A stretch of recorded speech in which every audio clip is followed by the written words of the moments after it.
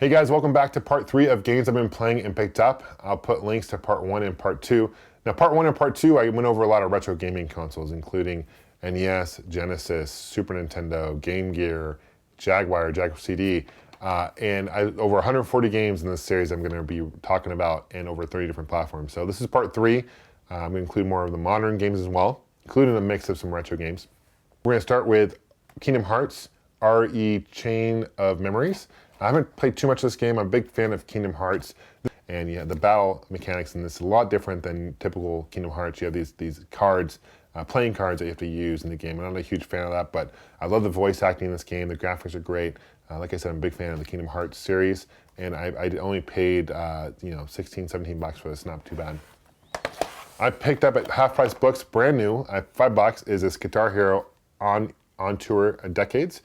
Includes 28 different tracks. Now, when you're playing this on the DS, you need one that has a port for the Game Boy Advance games, because you need to plug the hand part into that and use it. And it actually plays really surprisingly well. You got 4 different buttons. Guitar Hero, $5 new, couldn't pass it up. Some Vita games I picked up recently. I picked up Game Unit 13, which is a third-person shooter. It's okay. They're very short missions. It's T14. So it's, I don't really recommend it, to be honest with you. Get it if it's cheap. Call of Duty Black Ops Declassified. This game right here was really hard to find for some reason. I don't know, I don't think they made many copies of it. At least when it first came out it was. It's by Activision, obviously. It's a completely unique Call of Duty game for the Vita. I thought it'd be cool to have one on the go. Graphics are good. The missions are very short. There's 10 missions, and I beat this game within about 40 minutes. You can play online, but you need local online. You can't go online yet to play multiplayer, which is kind of a bummer. It's kind of the whole point of Call of Duty, isn't it? Last one is Assassin's Creed 3 Liberation.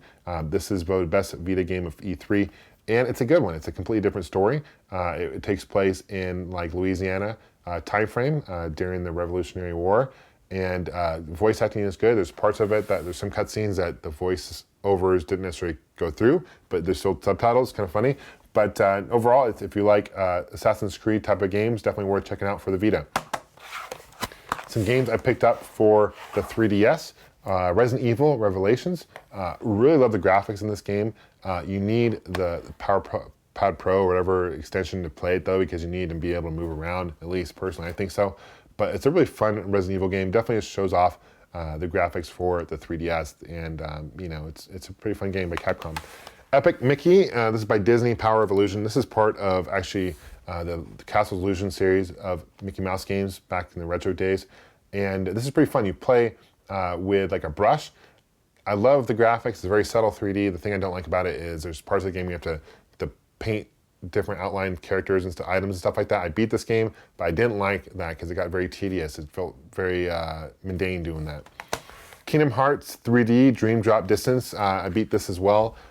This plays very similar to the other Kingdom Hearts, not like the other one I just talked to you about, but more of a action RPG elements, and the voice acting is pretty good. The 3D at times I had to turn off 3D. There's cool elements when you actually dive into planets, stuff like that, which is pretty cool in 3D, but other than that, it kind of got too much.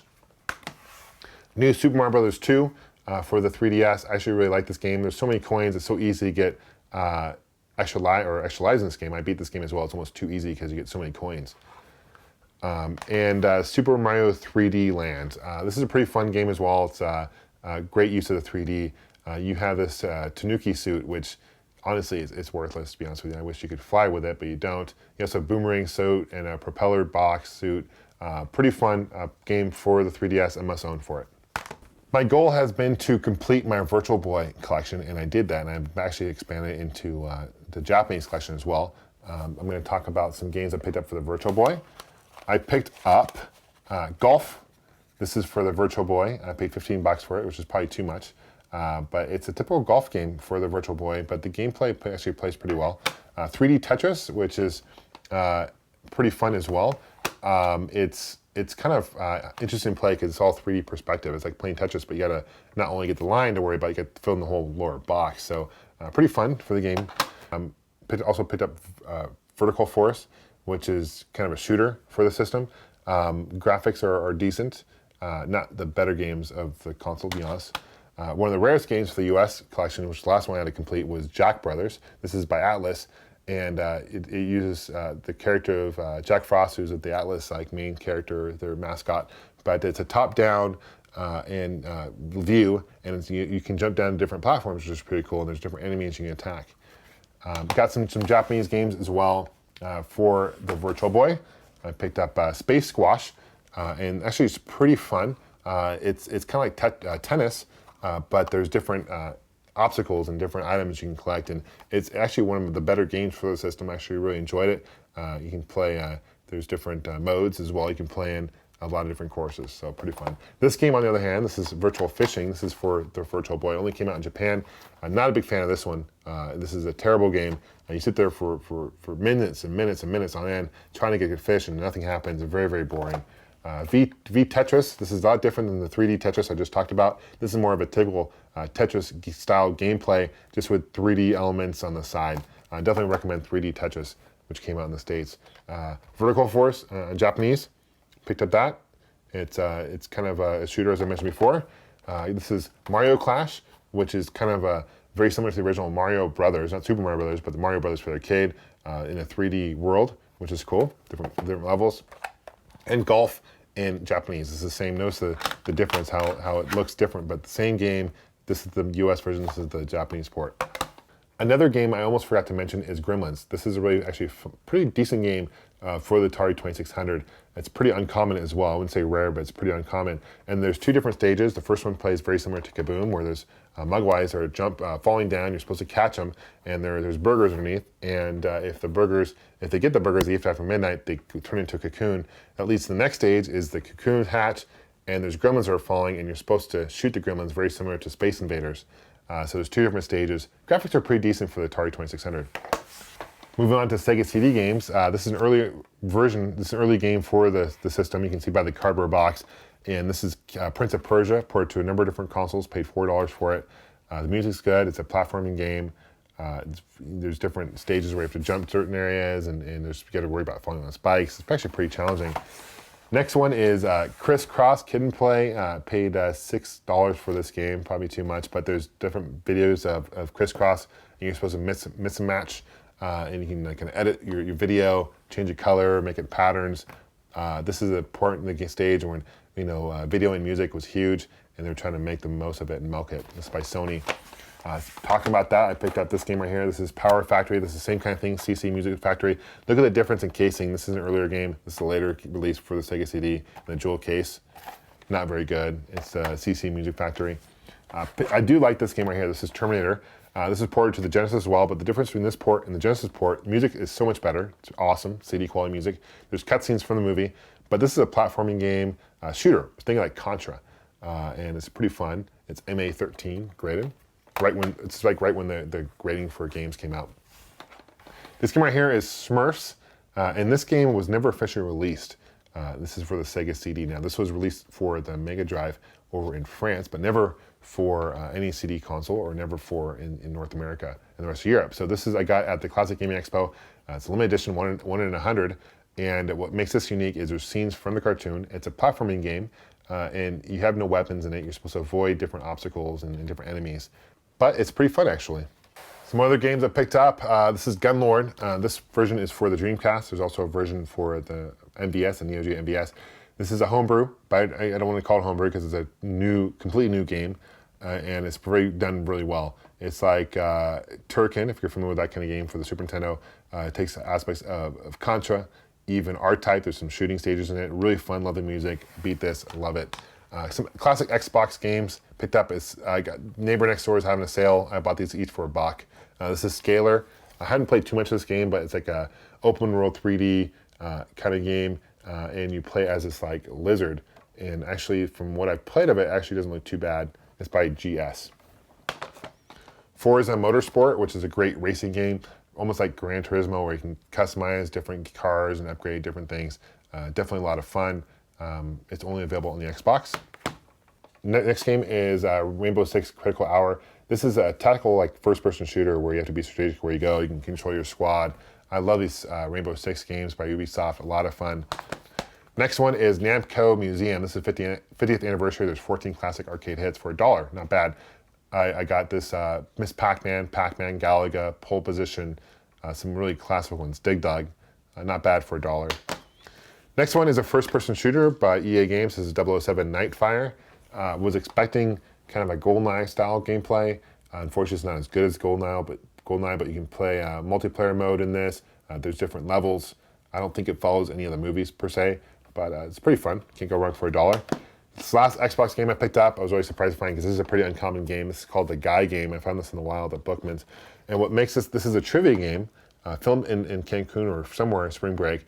And when you get the trivias right, you have the questions right, the girls actually take off their shirt. So it's pretty controversial because there's nudity in a lot of nudity in this thing. And why it makes it so rare is because it was pulled off shelves very early on because they discovered that one of the girls was under 18.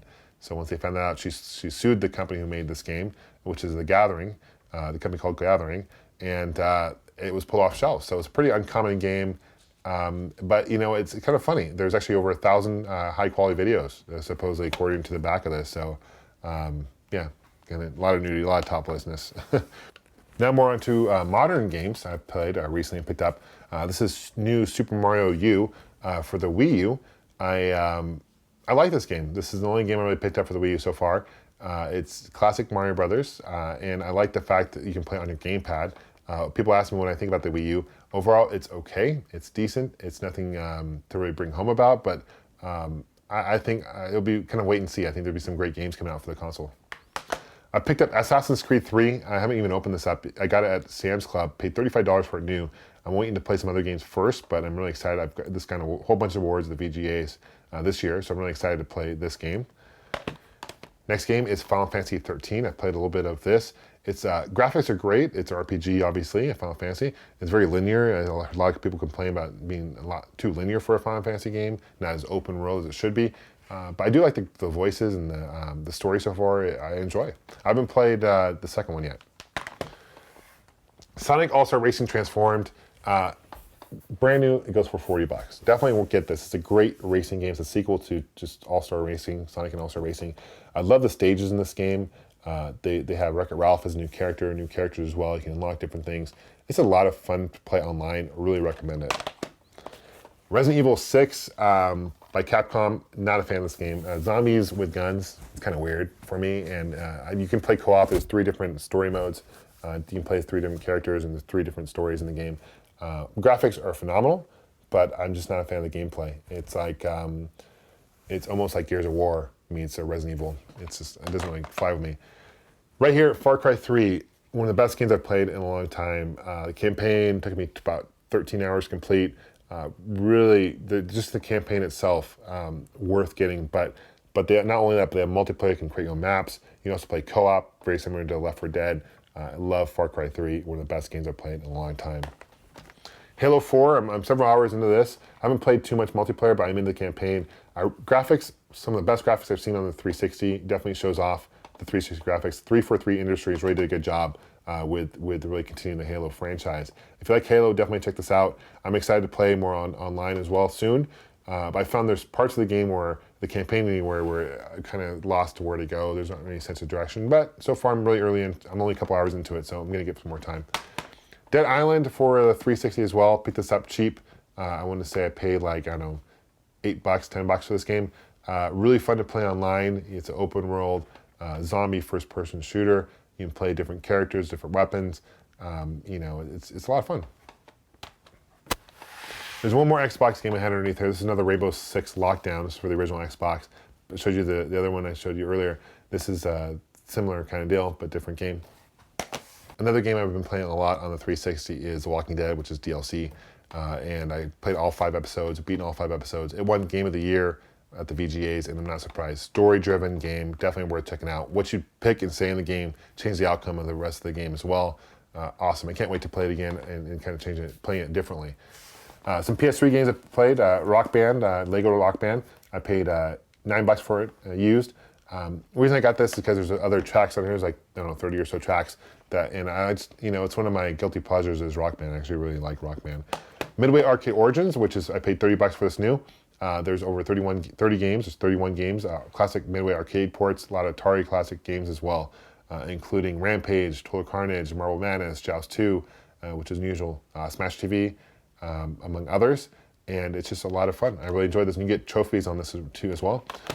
Mass Effect 2, I just recently picked this up. I paid, got it for pretty cheap. I want to say I paid maybe 12 bucks, 13 bucks for this game. Really excited. I've heard really good things about this game. I haven't really had much time to play it much, but I'm really excited. Some other DLC games I played for the PS3. I picked up Pinball Arcade, which is a lot of fun. I really enjoyed that game. There's tables you can download, and graphics are great. I also have been playing Back to the Future, which is by Telltale. They also made The Walking Dead.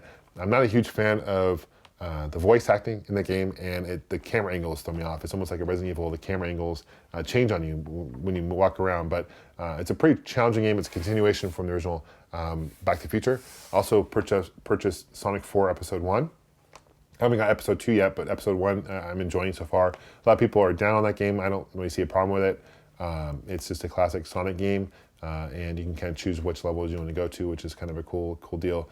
I also picked up Retro City Rampage, which is an open city, kind of open world. Think of like Grand Theft Auto, the original one's top down, but it's 8-bit graphics, and it's got a whole bunch of, it's like a love letter to 80s and 90s culture, which is cool. A lot of references and jokes. I actually downloaded both that and the Pinball Arcade to my Vita as well, so I ported the both, able to play on the go, which is, I think is a pretty cool idea to do that. And some other games, these are more rare games in front of me, last but not least. This game right here, to my right, is called Yamose no Yukata. I think I pronounced that, I'm probably butchering the name on that. It's a Japanese-only Virtual Boy game, came out only in Japan. It's the only first-person shooter for the Virtual Boy, and it's super rare. And you kind of move around in this maze, and there's enemies you have to target. It takes use of both D-pads on the Virtual Boy, which is unusual. Right here is Zelda: Ocarina of Time. This is collector's edition, completely sealed, mint in box. I haven't gotten it graded. I don't know if I will or not, but if it were to get graded, I'd probably say it's probably 85 or higher, maybe even 90 or higher. It's a really good condition. Panzer Dragoon right here in front of me is Saga, and that's for the Saturn, one of the hardest games to find for the Saturn. Retails usually for $200 or more, a good deal. And it's a really good RPG. It's the third one in the Panzer Dragoon series, and it's said to be one of the best games for the Saturn. In fact, one of the best RPG games of all time. Right here is Homebrew. It's a port. It's called Earthbound for the NES. I got that at the Portland Retro Gaming Expo. What people did is they took the ROM from Mother for the NES, or for the Famicom, I should say, and they translated it into English, and they dumped it onto a cart, and they made a nice little label for it, and they called it Earthbound. So it never officially came out for the NES, but nice to have that. Last game, but not least, Halo 2600. That's for the Atari 2600, a really rare game, and it's complete in box. And yes, Halo did make it to the Atari 2600. Thanks for watching, guys. What games did you like, and maybe what games didn't you like that I picked up? Please leave a comment below, and I'll see you guys soon. Happy gaming.